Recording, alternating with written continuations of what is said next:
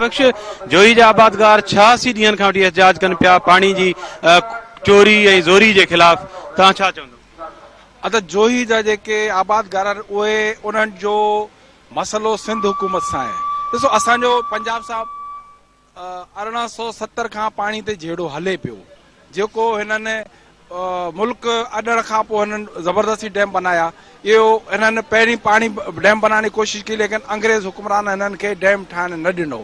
उन खां पोइ अॼु जेको हिननि जो जोही वारनि जो मसइलो आहे, सिंध में पाणी आहे ई कोन, दरिया सुको पियो आहे। हे चीफ जस्टिस ऐं हुकूमत जेके मरकज़ी हुकूमत डैम ठाहिण चाहिनि पिया, हिननि जो पाणी जेको आहे सो हिते जा वॾेरा चोरी पिया कनि। हिननि जो जहिड़ो जेको आहे सो सिंध हुकूमत सां आहे, छो जो सिंध हुकूमत में जेके कामोर आहिनि, जेके उते जो जेको MPA, जेके MNA, जेके उते जा जेके चङा मुड़ुसनि हिन ग़रीबनि जो पाणी चोरी करे उहो इस्तेमालु कनि पिया। असां हिन हुकूमत खे चितारियूं था त हिन ग़रीबनि सां इंसाफ़ थिए। हे 84 ॾींहं हुते जोही में वेठा आहिनि। हिन वक़्तु सॼी सिंध सराप एहतजाज आहे। सिंध जे हर प्रेस क्लब में हिननि जे लाइ एहतजाज हले पियो, लेकिन हुकूमत जेका आहे स हिननि सां ॻाल्हियूं करण लाइ तयारु न आहे। बाबा हिननि जो जेन्युइन मसइलो आहे, ठीकु आहे, असांजो पंजाब सां जहिड़ो आहे पाणी ते, पर हिननि जो सिंध हुकूमत मसइलो हल करे सघे थी ऐं थी सघे थो। तव्हां ॿुधायो।